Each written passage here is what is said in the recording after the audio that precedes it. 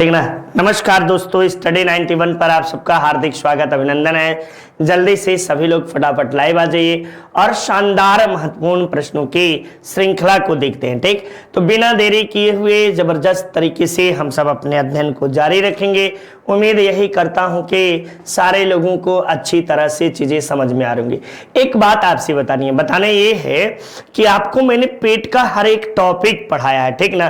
तो आप पेट के टॉपिक में जाकर सारी बातों को देख सकते हैं और प्लेलिस्ट भी पेट का अलग से बना दिया गया है। ठीक, तो आप पेट को पूरी तरह से जाकर स्टडी 91 के यूट्यूब चैनल पर जाएंगे, वहां आप जाइएगा, प्लेलिस्ट चेक करिएगा, अमरेश सर जो है स्पेशल पेट स्पेशल क्लास के नाम से आपको होगा। ठीक, तो ये शानदार तरीके से आप सब अपने पढ़ाई को जारी रखिए और क्लास को जरूर से देखिएगा। ठीक, डेली यूट्यूब शेड्यूल भी हमारी संस्था की ओर से जारी किया गया है, जिसमें आपको करंट अफेयर 8 बजे मिलेगा, इंडियन पॉलिटी 9 बजे मिलेगी, जीके जीएस के साथ मैं खुद उपस्थित रहूंगा 10 बजे, रीजनिंग आपको 12 बजे रहेगी, ज्योग्राफी की क्लास आपको 1 बजे रहेगी, मैथ 3 बजे, साइंस 6 बजे और संस्कृत आपको 7 बजे। तो एकदम जबरदस्त शेड्यूल हमारी संस्था की ओर से आप सबको जारी किया गया है और आप सब अनवरत रूप से इसी तरह अपने अध्ययन को जारी रखिए। उम्मीद यही कर रहा हूं कि आप सब स्वस्थ होंगे, मस्त होंगे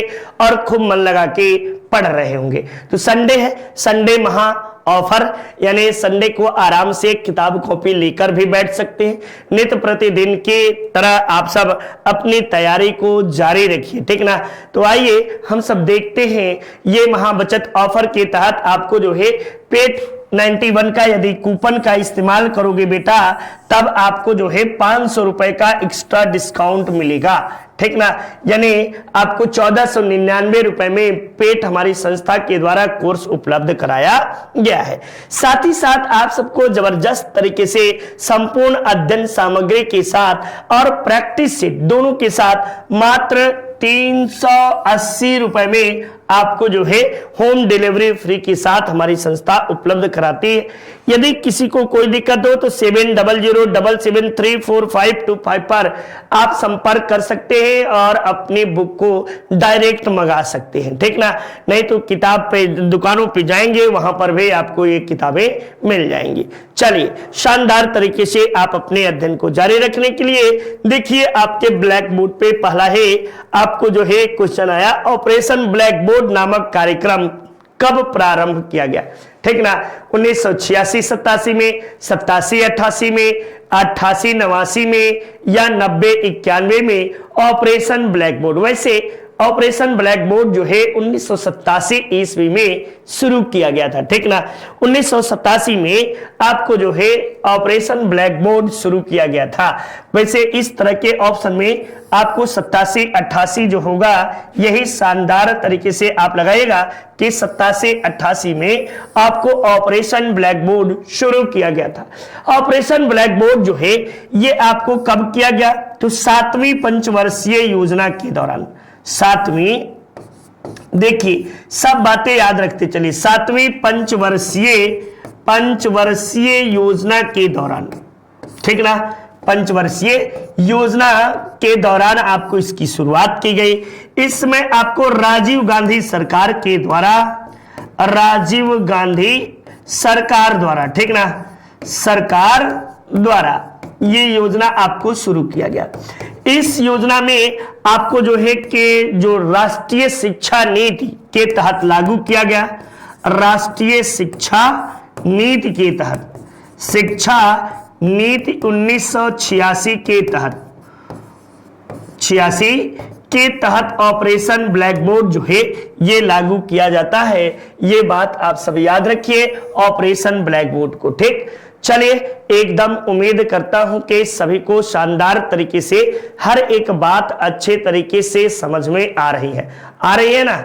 तो आ रही होगी, नहीं भी आ रही होगी तो भी हाँ बोलेंगे, आप सब पढ़ेंगे तो है ये नहीं, ये हम जान रहे हैं कि पढ़ने नहीं है, कसम खाए हैं आप सब। हाँ, नेक्स्ट देखिए, तो एक बार आपको पिन कोड या डाक सूचकांक का प्रथम अंक क्या प्रदर्शित करता है? राज्य या केंद्र शासित प्रदेश को, जोन को, जिला को या वितरण क्षेत्र को? तो ये आप बताइएगा कि पहला अंक आपको किसका, प्रथम अंक। जैसे आपको पता होना चाहिए कि 6 अंक होता है। कितना अंक होता है? अंकों की संख्या 6 होती है। अंक कितने होते हैं? तो 6 अंक होते हैं, ठीक ना। 6 अंक, जैसे मान लीजिए 23,1002 ये आपको हुआ, तो पहला अंक आपको किसको प्रदर्शित करता है? तो जोन को प्रदर्शित करता है, ठीक ना। ये आपको जोन को प्रदर्शित करता है। वैसे आप सबको बता दें, सर्वप्रथम डाक की शुरुआत जो है, सर्वप्रथम आधुनिक डाक की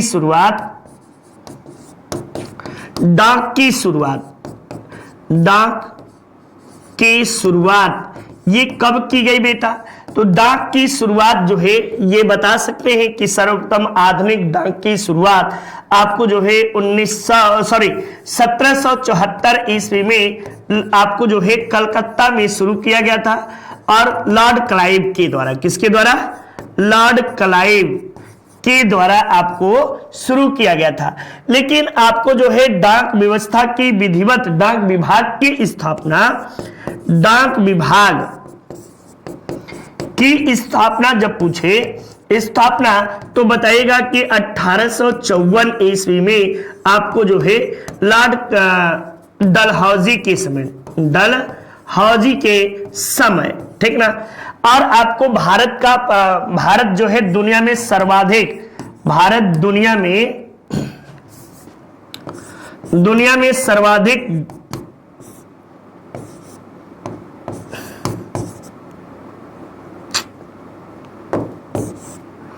दुनिया में सर्वाधिक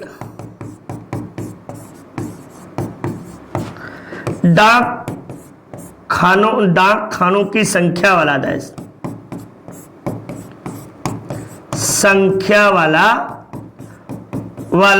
देश है। और आजादी के बाद पहला डाक टिकट क्या था? ये कोई बताएगा? आजादी के बाद प्रथम डाक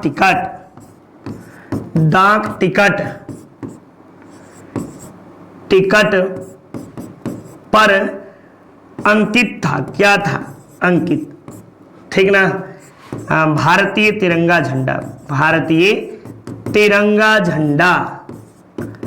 ध्वज जो था, तिरंगा ध्वज, यही आपको जो है अंकित था। तो ये आपको ढेर सारी बातें आप सब पढ़ सकते हैं, समझ सकते हैं। नेक्स्ट देखिए, दिलवाड़ा मंदिर कहाँ स्थित है? तो ये आपको दिलवाड़ा मंदिर जो है माउंट आबू, राजस्थान के सिरोही जिले में, ठीक ना। सिरोही जिला में आपको स्थित है। इसकी यदि स्थापना की बात की जाए, तो इसकी स्थापना जो है 1031 में विमल शाह के द्वारा किया गया था। विमल शाह आपको सोलंकी वंशीय शासक भीम प्रथम का मंत्री था, विमल शाह, और इसी के द्वारा इसे विमल शाही मंदिर भी कहते हैं। विमल शाही मंदिर भी कहा जाता है, ये भी याद रखिए। ये जैन धर्म से संबंधित है, ठीक ना, संबंधित। वैसे बाद के इतिहासों में यूट्यूब पर देखेंगे, गूगल पे देखेंगे, तो आपको 1231 दिखा रहा होगा, ठीक ना। और 2 भाइयों का नाम बता रहा होगा, जिनका नाम आपको जो है कि तेजपाल और वास्तुपाल नामक 2 भाइयों के द्वारा, ठीक ना। तेजपाल एवं वास्तुपाल नामक भाइयों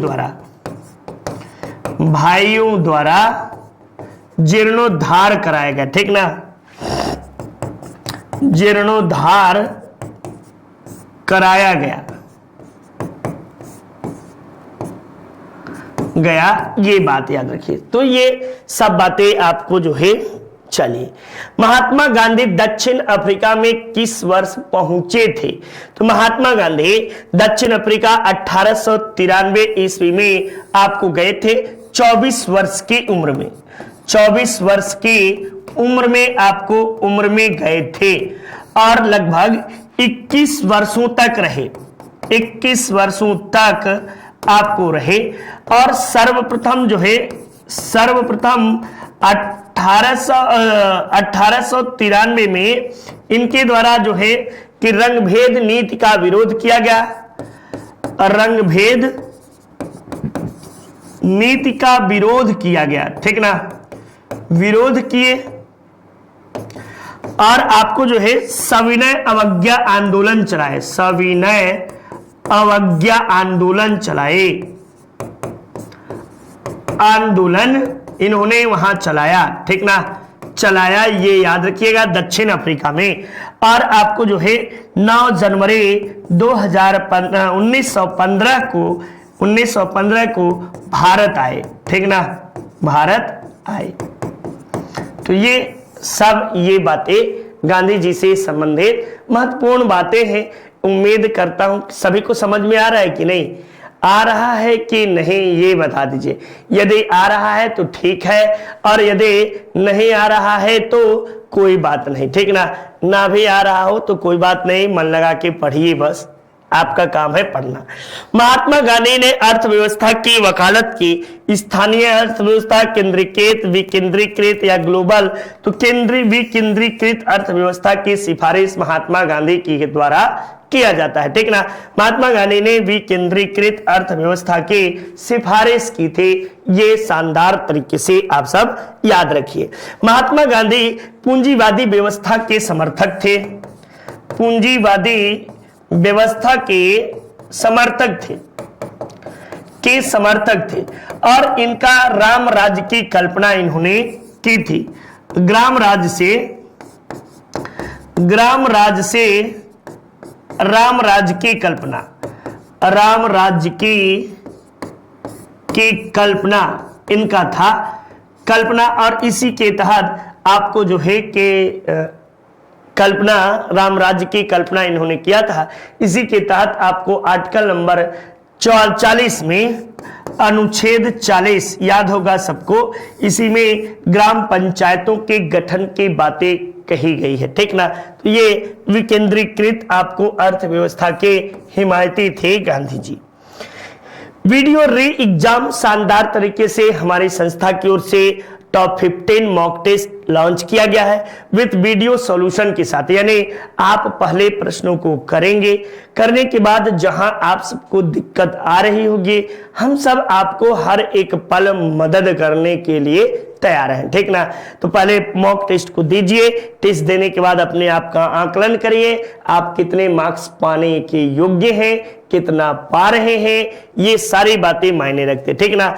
और इसके बाद हम सब उस पे वीडियो सॉल्यूशन भी आपको प्रोवाइड कराएंगे। और यदि उसके बाद भी कहीं कोई दिक्कत हो तो आप हमारे चैनल पे संपर्क कर सकते हैं, ये 700077734525 पर। कोर्स जो है मात्र आपको कितने में है, तो मात्र 349 रुपए में, ठीक, 349 रुपए यदि आप खर्च कर दीजिए, आपका जीवन आपके हाथों में, ठीक। तो उम्मीद यही कर रहा हूं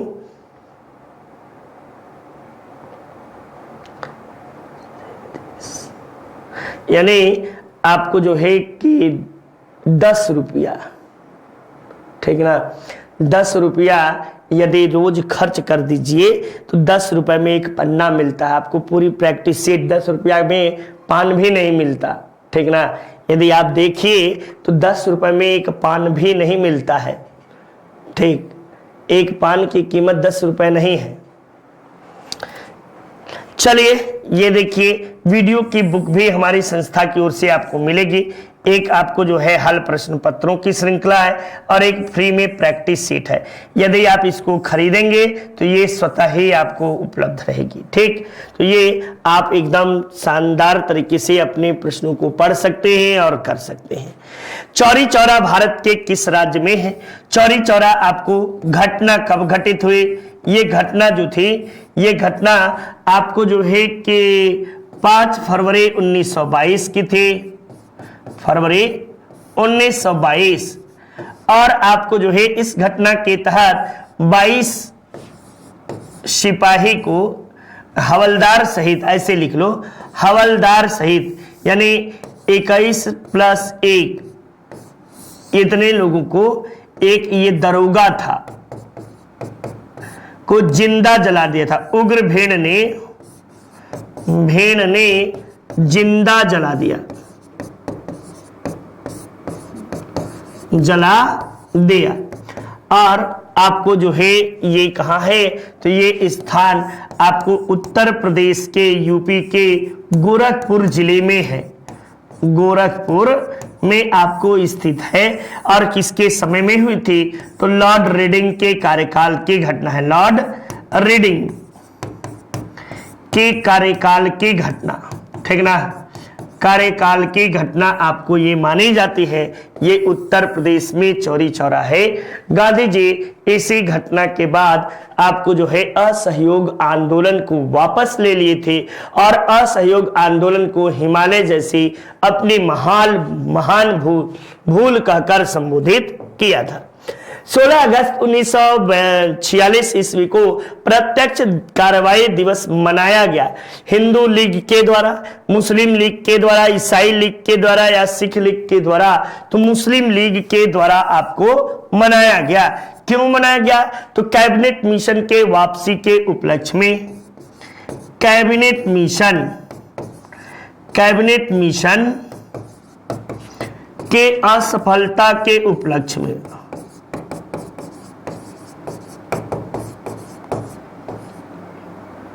के उपरांत ये आपको जो है कह सकते हैं ऐसी बातें। और आपको जो है 24 अगस्त को, ठीक ना, 24 अगस्त को आपको जो है 1946 को अंतरिम सरकार की घोषणा होती है, अंतरिम सरकार की घोषणा आपको हो जाती है। और जो है 2 सितंबर को 11 मंत्रिमंडल के साथ, 11 मंत्री के साथ जवाहरलाल नेहरू, JL नेहरू शपथ लिए, ठीक ना, शपथ। अब देखिए, अब मुस्लिम लीग को कुलबुली होने लगी, ठीक ना, अब कुलबुली होने लगेगी। तो अक्टूबर 1946 ईस्वी में मुस्लिम लीग भी आपको इसमें शामिल हो जाएगी, ठीक ना। 26 अक्टूबर 1946 को मुस्लिम लीग अंतरिम सरकार में शामिल, मुस्लिम लीग अंतरिम सरकार में शामिल, सरकार में शामिल। ये सब बातें आपके लिए, ठीक ना, ये अंतरिम सरकार में शामिल हो जाते हैं, ये बात आप याद रखिए। नेक्स्ट देखिए, चक्रवर्ती राजगोपालाचारी से पूर्व भारत के गवर्नर जनरल कौन थे, तो ये लॉर्ड माउंटबेटन थे। स्वतंत्र भारत के प्रथम गवर्नर जनरल ये आपको रहते हैं। और कब से कब, तो 1947 से 48 तक आपको जो है ये रहते हैं। राजगोपालाचारी जो है ये स्वतंत्र भारत के प्रथम एवं अंतिम गवर्नर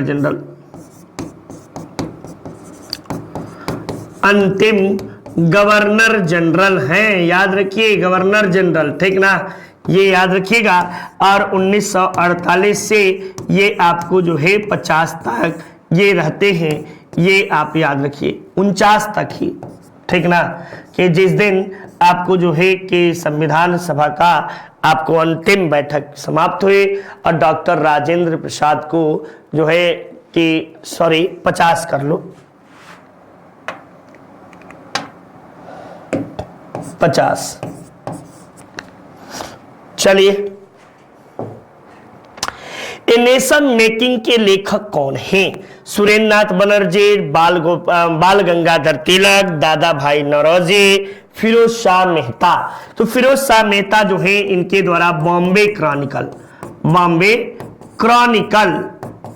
क्रॉनिकल के आपको फिरोज शाह मेहता है। Dadabhai Naoroji poverty and British in rule in India के आपको लेखक माने जाते हैं। इसके अलावा आपको जो है वॉइस ऑफ इंडिया भी इनके द्वारा लिखा गया है, ठीक ना, वॉइस ऑफ इंडिया। साथ ही साथ गीता रहस्य किसका है? तो गीता रहस्य जो है, गीता रहस्यम, ये आपको किसकी रचना है? तो इनकी है, तो सुरेंद्र नाथ बनर्जी के द्वारा ही अ नेशन इन मेकिंग आपको लिखा गया है। अ नेशन इन मेकिंग किसके द्वारा लिखा गया है? तो सुरेंद्र नाथ बनर्जी के द्वारा लिखा गया है, ठीक। तो एकदम देखिए, पढ़ना न पढ़ना, मैं देख रहा हूं आप सबके चीजों को, एक्टिविटीज को, मैं क्या बोलूं, विशेष नहीं बोलना चाहता कि पढ़ना नहीं पढ़ना, आपके ऊपर है, आप किस तरह से पढ़ना चाहते हो, ठीक। जहां आपको जो है इंटरटेनिंग की चीजें ज्यादा आती हैं, मैं समझता हूं यूट्यूब पढ़ने का अब जगह नहीं रहा, ठीक ना, ये सिर्फ इंटरटेन का जगह रहा, और इंटरटेन के साथ जो पढ़ाए उसके साथ आप खूब पढ़ेंगे, पता है। महात्मा गांधी को राष्ट्रपिता कहकर संबोधित करने वाले पहले व्यक्ति कौन थे? तो ये सुभाष चंद्र बोस जी थे, ठीक ना। सुभाष चंद्र बोस ने आपको राष्ट्रपिता के नाम से संबोधित किया था जुलाई आपको जो है 1944 ईस्वी में, 1944 में सिंगापुर से, ठीक ना, सिंगापुर आपको जो है सिंगापुर से ये राष्ट्रपिता के नाम से संबोधन किया था। वैसे आपको जो है गांधी जी को कई नामों से जानते हैं, जैसे इन्हें बापू कहते हैं, इन्हें महात्मा कहा जाता है, ठीक ना, महात्मा कहा जाता है, इन्हें नंगा फकीर कहा जाता है, नंगा फकीर कहते हैं, इन्हें आपको जो है मलंग बाबा कहते हैं, मलंग बाबा कहते हैं, ठीक ना, इन्हें वन मैन बाउंड्री भी कहते हैं, वन मैन बाउंड्री, ठीक, मैन बाउंड्री, ये बाउंड्री, ये सब आपको गांधी जी के उपनाम मिलते हैं, ठीक। तो ये आप सब इसे जान सकते हैं कौन कौन कहा है। तो मलंग बाबा आपको जो है कि ये बलूचिस्तान के लोगों के द्वारा कहा गया, नंगा फकीर लॉर्ड चर्चिल, महात्मा शब्द रविन्द्रनाथ टैगोर ने, बापू शब्द इन्हें किसने कहा? तो आपको पंडित जवाहरलाल नेहरू ने, वन मैन बाउंड्री किसके द्वारा कहा गया है? तो लॉर्ड माउंटबेटन के द्वारा। तो सब ये सारी बातें आप याद रखिए। यूपी पुलिस कांस्टेबल का शानदार बैच हमारे संस्था की ओर से जारी है, आप इसे पढ़ सकते हैं। 500 से अधिक वीडियो रिकॉर्डेड कर आपको क्लासेज हैं, चैप्टर वाइज टेस्ट सीरीज है, पीडीएफ मटेरियल है। साथ ही साथ यदि कोई दिक्कत हो तो आप 7007734525 पर आप संपर्क भी कर सकते हैं। इसके अलावा नितिन सर के द्वारा शानदार तरीके से 249 रुपए में आपको हिंदी इंडिविजुअल यानी पेट में हिंदी इंडिविजुअल के तौर पर आपको दिया जा रहा है। आप कैसे 80+ मार्क्स पाएंगे, इसके लक्ष्य भी आपको समय समय पर नितिन सर के द्वारा बताया जाएगा, ठीक ना। तो ये एकदम शानदार तरीके से आप सब जारी रखें। 1927 में महाराष्ट्र में महाड़ सत्याग्रह किसने प्रारंभ किया? महात्मा गांधी ने, सरदार वल्लभ भाई पटेल ने, बी.आर. अम्बेडकर ने, ज्योतिबा फूले ने। तो बी.आर. अम्बेडकर के द्वारा आपको शुरू किया गया था। बी.आर. अम्बेडकर का जन्म जो है ये आपको कहां हुआ है? तो मध्य प्रदेश के माहू में। कहां पे? मध्य प्रदेश के एमपी के माहू में इनका जन्म हुआ। अब इसे अंबेडकर गांव के नाम से जानते हैं, ठीक ना। ये आपको जो है आधुनिक मनु के नाम से जाने जाते हैं, आधुनिक मनु इन्हें कहा जाता है। साथ ही साथ भारतीय संविधान के निर्माता के रूप में भी थे, इन्हें जाना जाता है। इसके अलावा आपको संविधान सभा में पंडुलेखन समिति के अध्यक्ष थे, यानी मसौदा समिति के अध्यक्ष। समिति के अध्यक्ष के रूप में इन्होंने काम किया। इसके अलावा बेटा आप बता सकते हैं कि ये भारत के प्रथम विधि मंत्री, ठीक ना, विधि मंत्री के रूप में इन्होंने काम किया। तो ये इनकी उपलब्धियां, अंबेडकर जी की उपलब्धियां बहुत ढेर सारे थे। अंबेडकर जी के विषय में जितना कहिए उतना कम है, ठीक। तो वे आर अंबेडकर साहब ऐसे थे। नेक्स्ट देखिए, सूची 1 को सूची 2 से मिलान करने की बात आई है, ठीक ना। सूची को मिलान करना है। पानीपत का प्रथम युद्ध कब हुआ था? तो 1526 ईस्वी में पानीपत का प्रथम युद्ध। पलासी का युद्ध कब हुआ? तो 1757 में पलासी का युद्ध। हल्दी घाटी का युद्ध कब हुआ? तो 1576 में। और तालीकोटा का युद्ध कब हुआ? तो 1565 में। तो इस तरह 2 3 4 1, ये आप 2 3 4 1, ऑप्शन संख्या 2 इज योर राइट आंसर, ठीक ना। 2 जो है ये बिल्कुल शानदार सा जवाब है। आप 2 को सही तरीके से दे सकते हैं। नेक्स्ट देखिए, ऑपरेशन फ्लड का संबंध कब है? तो ऑपरेशन फ्लड की शुरुआत आपको इसकी कब की गई? तो इसकी शुरुआत बेटा 1970 के दशक में की गई, 1970 में की गई। इसकी आपको जनक कौन है ऑपरेशन फ्लड के? तो ऑपरेशन फ्लड के जनक जो है ये आपको वर्गीज कुरियन, जिनका हाल ही में निधन हुआ, वर्गीज कुरियन, ठीक ना, कुरियन साहब के द्वारा आपको शुरू किया गया। आपको जो है कि किससे संबंधित है? तो ये संबंधित है दुग्ध उत्पादन से। संबंधित किससे है? तो दुग्ध उत्पादन से, दुग्ध उत्पादन से। और इसके बाद ऑपरेशन फ्लड के आने के बाद जो है कि ये आपको जो है दुग्ध उत्पादन से संबंधित है। और इसके बाद भारत जो है कभी पीछे मुड़कर नहीं देखा। आज भारत विश्व में दुग्ध उत्पादन में नंबर 1 पे है। भारत दुग्ध उत्पादन में आपको किस पर है? तो फर्स्ट स्थान पर है। और भारत में यूपी, भारत में प्रथम स्थान पर कौन है? तब बताइएगा यूपी। भारत में यूपी जो है प्रथम स्थान पर है, ठीक। चलिए नेक्स्ट देखिए, भारत में न्यूनतम समर्थन मूल्य का निर्धारण कौन करता है? ये आपको जो है कृषि एवं लागत मूल्य, कृषि मंत्रालय, वित्त आयोग या नाबार्ड। तो कृषि लागत एवं मूल्य आयोग के द्वारा जो कृषि मंत्रालय के अधीन काम करता है, भारत सरकार का एक उपक्रम है, ठीक ना। और वास्तविक रूप से कहा जाए तो इसकी स्थापना कब हुई थी? तो 1 जनवरी 1965 ईस्वी को इसका गठन किया गया था। किसका? इसका 1 जनवरी 1965 को आपको जो है इसका गठन हुआ था, ठीक ना। ये भारत में न्यूनतम आपको न्यूनतम समर्थन मूल्य का निर्धारण इसी आयोग के द्वारा किया जाता है। देखिए, सूची 1 को सूची 2 से मिलान करने के लिए है। पंचवर्षीय योजनाएं हैं और इन योजनाओं को मिलान करना है। तो प्रथम पंचवर्षीय योजना 51 से 56 तक चली थी। तृतीय पंचवर्षीय योजना कब से कब चली? तो 61 से 66 तक चली। चतुर्थ पंचवर्षीय योजना कब चली? तो 69 से आपको 74 तक। और छठवीं कब चले? तो 80 से 85 तक। तो 2 3 4 1, 2 3 4 1 आपको ऑप्शन संख्या 2 इज योर राइट आंसर होगा, ठीक ना। 2 जो है ये बिल्कुल शानदार सा जवाब है और आप देख सकते हैं ना। नेक्स्ट देखिए, यूपी SSSC पेट 2022 नया बैच प्रारंभ है। आप जो है कि कूपन को अप्लाई कर सकते हैं। पेट के लिए एक्स्ट्रा डिस्काउंट मिलेगा यदि पेट 91 कूपन का इस्तेमाल करेंगे तो, ठीक ना। इसके अलावा सुपर टेट 5.0 भी हमारी संस्था की ओर से जारी है, जिसमें 500 से अधिक video classes, chapter wise test series, PDF study material, सब कुछ आपको मिलेगा, ठीक। तो ज्वाइन करिए जल्दी से, मौका चूकिए नहीं। हाथ से जितना पहले से आप अभ्यास में रहेंगे उतना अच्छा है। नहीं तो भोज के दिन कोहड़ा बोएंगे तो फरे उड़ेगा नहीं, सीधी सीधी लाइन में समझ लीजिए, ठीक ना। भोज के दिन यदि कोहड़ा रोपेंगे तो उस दिन नहीं फरेगा, एकदम नहीं है, फरना है, ठीक ना। तो भलाई इसी में है कि आप समय रहते अपने आप को सचेतिए और कार्य उसी तरह करिए। संवैधानिक संशोधन, इसका उल्लेख संविधान के अनुच्छेद आपको 360 में किया गया है। चलिए ऑप्शन 360 यहां भी है, यहां भी है।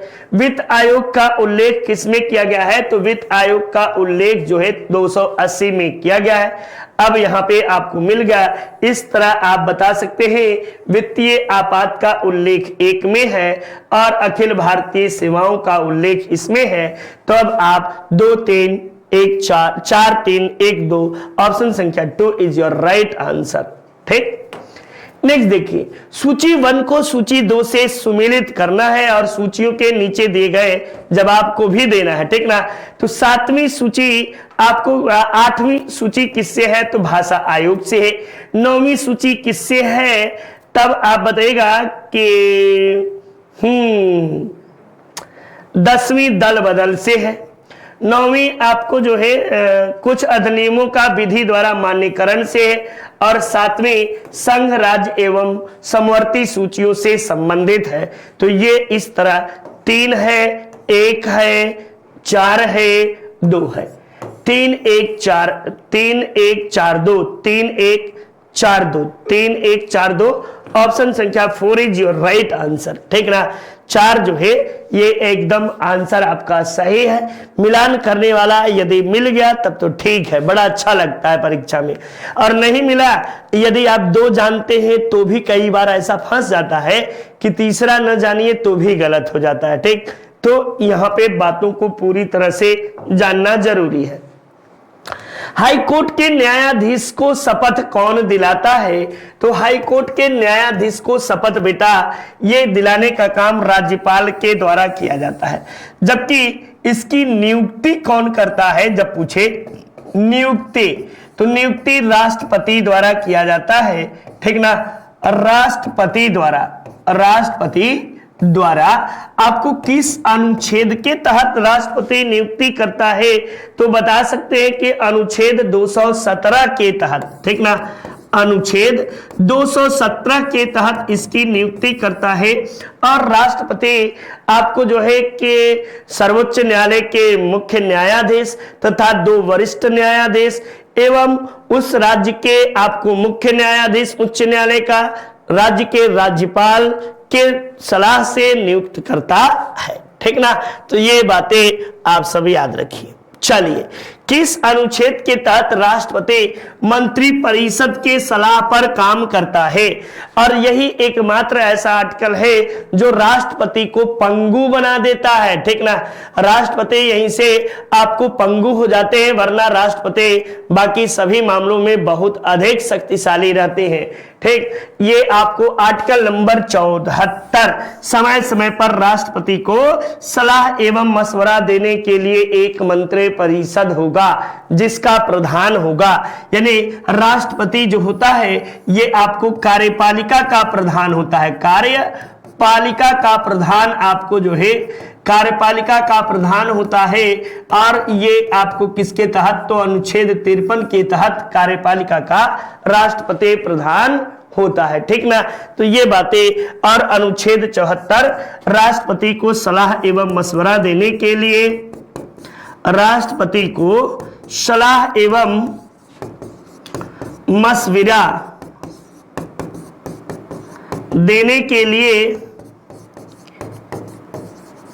एक मंत्री परिषद का गठन, एक मंत्री परिषद होगा जिसका एक प्रधान होगा। ठीक ना, एक प्रधान होगा। ये सभी बातें आप याद रखिए। नेक्स्ट देखिए, फूलों की घाटी राष्ट्रीय उद्यान कहाँ है? तो फूलों की घाटी आपको जो है ये आपको कहाँ है? तो उत्तराखंड में है। हिमाचल प्रदेश में क्या है? तो हिमालयन राष्ट्रीय उद्यान जो है ये आपको उत्तराखंड में है, ग्रेट हिमालयन नेशनल पार्क। ठीक ना, ग्रेट हिमालयन आपको राष्ट्रीय उद्यान नेशनल पार्क। ठीक ना, ये है। जम्मू कश्मीर में दांची ग्राम राष्ट्रीय उद्यान यहां पे आपको। असम में आपको मानस राष्ट्रीय उद्यान। तो ये सब आप जो है ये सभी को याद रखिए। उत्तराखंड में फूलों की घाटी, आपको राजा जी राष्ट्रीय उद्यान भी उत्तराखंड में है, ठीक ना। चलिए नेक्स्ट देखिए, Hindi individual bye Nitin sir, शानदार तरीके से नितिन सर के द्वारा पढ़ाया गया है, आप इसे पढ़ सकते हैं, परचेज कर सकते हैं, ठीक ना, फॉर ऑल कॉम्पिटिटिव एग्जाम के लिए, ठीक। तो चलिए एकदम जबरदस्त तरीके से आप इसे परचेज करिए और बैच जल्द ही शुरू होने वाला है, इनरोल अपना कराना बिल्कुल नहीं भूलिए, ठीक ना। नेक्स्ट देखिए, निम्न में से किस प्रजाति को कश्मीरी हिरन भी कहा जाता है? तो कश्मीरी हिरन जो है हांगुल प्रजाति को कहते हैं, किसे? हांगुल। ये हांगुल मृग जो है, हांगुल मृग को, ठीक ना, ये हांगुल मृग। और आप सबको बता दें ये कहां पाया जाता है? तो दाची ग्राम राष्ट्रीय अभयारण्य में, ठीक ना, राष्ट्रीय अभयारण्य में आपको जो है अभयारण्य में यह पाया जाता है। और यहाँ पे बता दें हांगुल परियोजना आपको कब शुरू किया गया था? कोई बताएगा? हांगुल परियोजना आपको कब शुरू किया गया था? प्रोजेक्ट टाइगर 1973 में, गिर शेर 1972 में, हाथी परियोजना 1992 में। लेकिन हांगुल परियोजना आपको कब शुरू किया गया? तो 1970 ईस्वी में आपको हांगुल परियोजना शुरू किया गया था। क्यों शुरू किया गया था? तो ये आपको जो है कि रेड डाटा बुक में इसे विलुप्त प्राय जीवों की श्रेणी में रखा गया था और यहीं से शुरू होता है। काजीरंगा राष्ट्रीय पार्क कहां है? तो काजीरंगा असम में है। कहां है बेटा? असम में है। पेरियार राष्ट्रीय पार्क कहां है? पेरियार, यहाँ पे पेरियार जो है राष्ट्रीय पार्क आपको यहाँ है। आपको उत्तर प्रदेश में एकमात्र दुधवा राष्ट्रीय पार्क जो है उत्तर प्रदेश में है। और मन्नार मरीन जो है राष्ट्रीय उद्यान, ये कहाँ है? तो आप याद रखिए मन्नार मरीन राष्ट्रीय उद्यान तमिलनाडु में है, ठीक ना। तो इस तरह से आप सब एकदम जबरदस्त तरीके से अपनी तैयारी जारी रखें और उम्मीद करता हूं कि आप सबको सारी बातें समझ में आ रही होंगी। भारत का पहला वाटर प्लस शहर किसे घोषित किया गया है? सूरत को, इंदौर को, चेन्नई को, बेंगलुरु को किसे कहा गया है? तब क्या जवाब देंगे? तब बताएगा कि वाटर प्लस शहर भारत का पहला इंदौर है, ठीक ना। इंदौर ये भारत का सबसे स्वच्छ शहर, भारत का सबसे स्वच्छ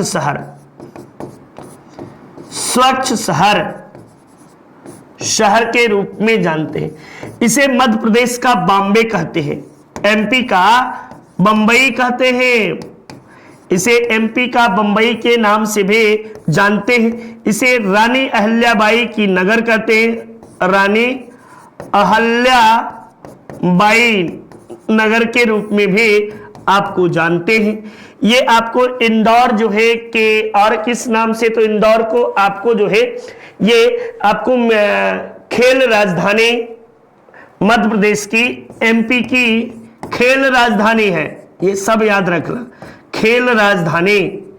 और आपको मध्य प्रदेश की व्यावसायिक राजधानी,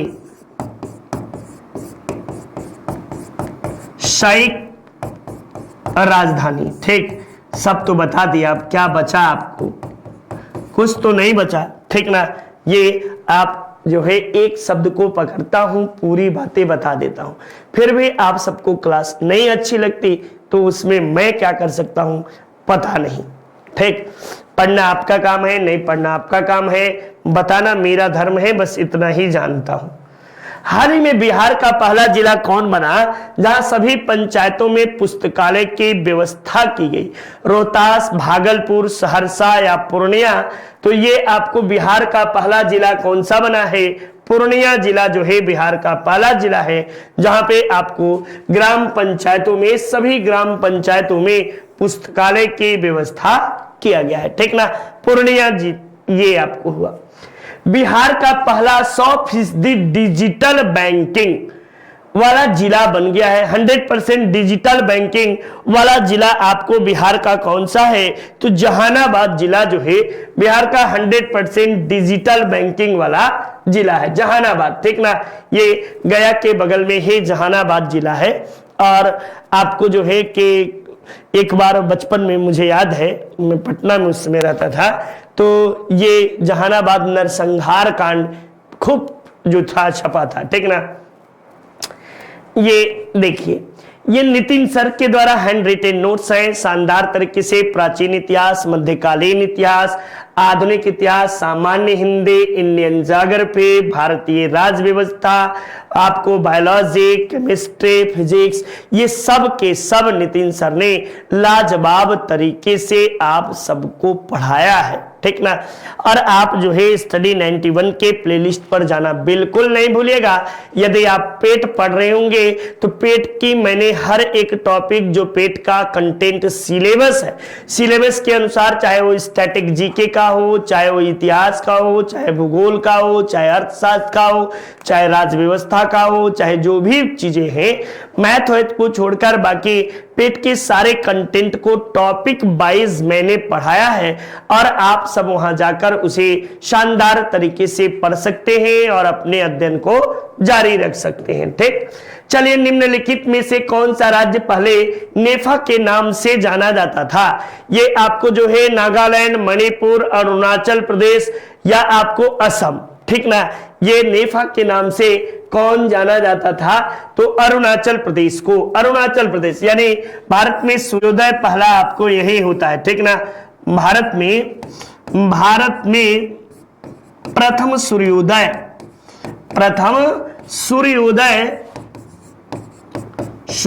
आपको कहां होता है? अरुणाचल प्रदेश में। अरुणाचल प्रदेश की राजधानी कहां है? तो इसकी राजधानी ईटानगर है, ठीक ना। ईटानगर आपको यहाँ की राजधानी है। साथ ही साथ आपको यहाँ के वर्तमान में मुख्यमंत्री कौन है? मुख्यमंत्री और राज्यपाल। और एक बात और पूछ सकते हैं, इसका गठन कब हुआ, ठीक ना। यदि आपको ज्यादा जानना हो तो इसका गठन कब हुआ, ये सारे प्रश्न आप जवाब दे सकते हैं। 13 आपको अगस्त 1975 को, 13 अगस्त 1975 को इसका गठन है, ठीक ना। ये आप याद रखिए अरुणाचल प्रदेश का। इसके मुख्यमंत्री वर्तमान में आपको इसके मुख्यमंत्री कौन है? तो प्रेमा खांडू जो है, ये प्रेमा खांडू यहाँ के मुख्यमंत्री हैं, ठीक ना।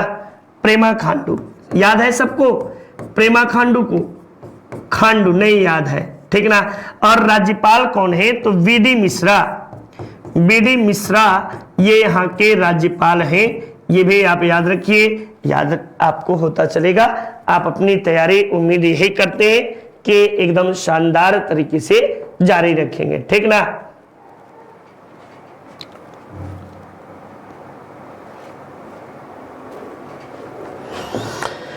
देखिए, सुमिलित करना है और आप इसे शानदार तरीके से सुमिलित कर सकते हैं, कहीं भी कोई भी दिक्कत नहीं है। पूर्व का बोस्टन किसे कहते हैं, या आपको मैनचेस्टर भी किसे कहते हैं? मैनचेस्टर ये भी कर सकते हैं। ये आपको जो है मैनचेस्टर, भारत का मैनचेस्टर किसे कहते हैं? तब आप बताइएगा कि अहमदाबाद को कहते हैं, ठीक। दक्षिण का, एक मिनट बेटा, एक मिनट रुक जाना। तो ये दक्षिण भारत का मैनचेस्टर कोयम्बटूर, उत्तर भारत का मैनचेस्टर कानपुर, यानी ये आपको जो है कि पहले का चौथे का पहला किसमें है? 2 ऑप्शन में मिल गया।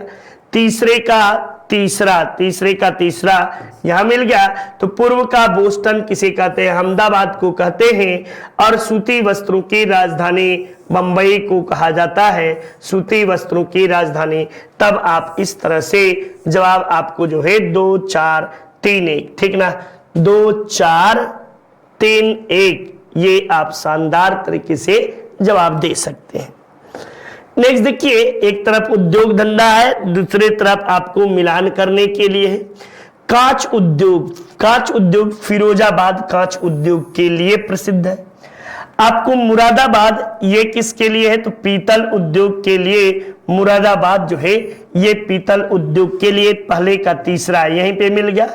और आपको जो है पहला पीतल। स्लेट उद्योग आपको मिर्जापुर है, और मिर्जापुर का चुनार। हस्त निर्मित कालीन ये मकरपुर, ठीक ना।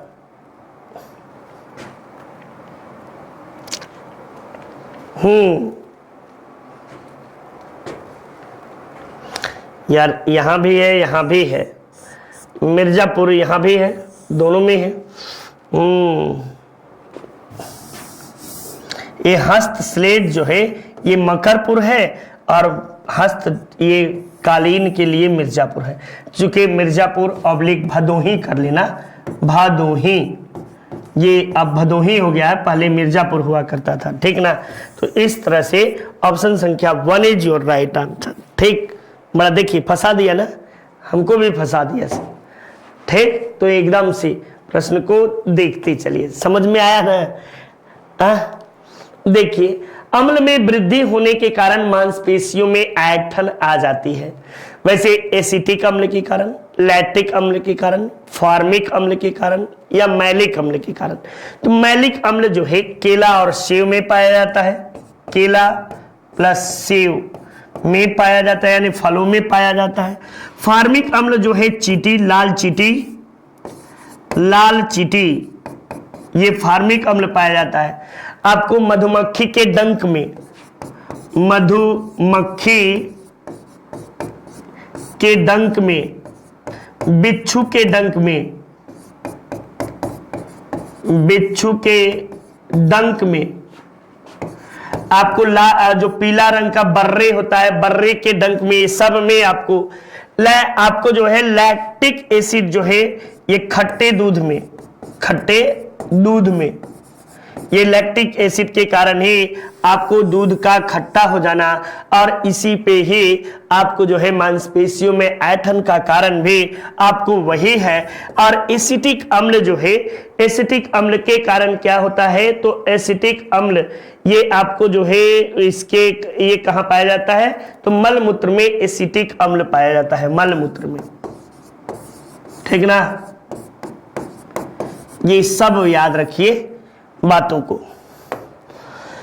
इत्र बनाने के लिए का उपयोग किया जाता है, इसका उपयोग स्वादिष्ट मसालों के रूप में भी किया जाता है। एथेन का, एस्टर का, बेंजीन का या प्रोपेन का, तो एस्टर का प्रयोग जो है ये किया जाता है इत्र बनाने में, ठीक ना।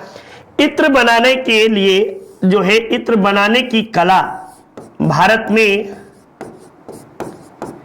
इत्र बनाने की कला बनाने की कला का